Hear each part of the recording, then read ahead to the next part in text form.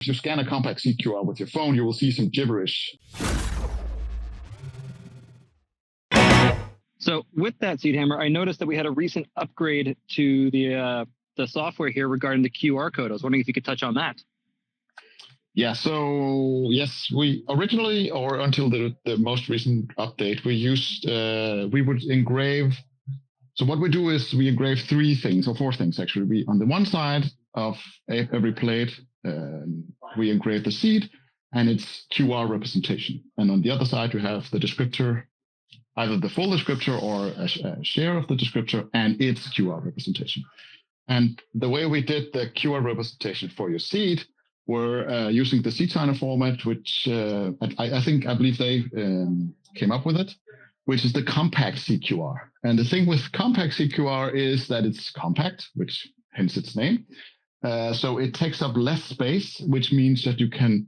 So they designed compact SeedQR to do QR codes by hand. So the SeedHammer can actually show you your QR, help you.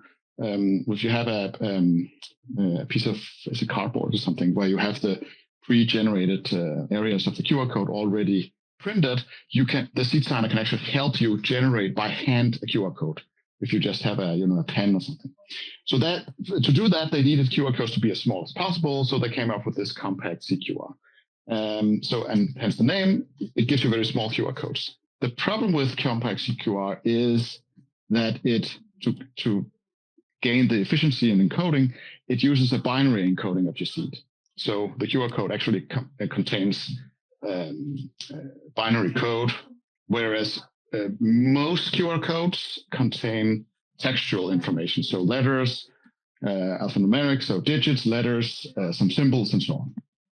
And the problem with that is, where it matters, for example, if you scan a compact SeedQR with your phone, you will see some gibberish.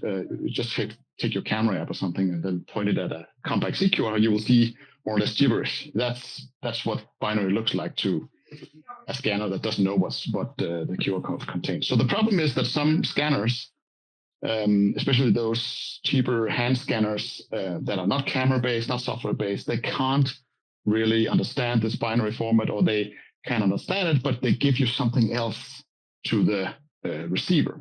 And this problem became more than theoretical when the cold card people came to us with their in light of their cold card queue, and said that their QR code scanner couldn't read compact SeedQR in general, and in particular they would then not be able to read the compact SeedQRs from our steel plates.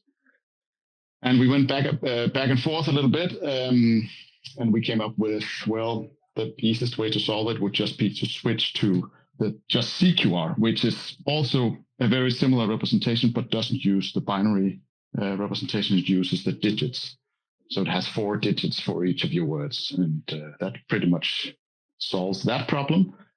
And because we're not that sensitive to the size of the QR, because you have a machine to do it anyway, then it didn't matter that much that the QR codes are slightly bigger. So that's how that came about. Right. So it's a more widely used and accepted format for the QR code. I think that's great. Yeah, that's an awesome update.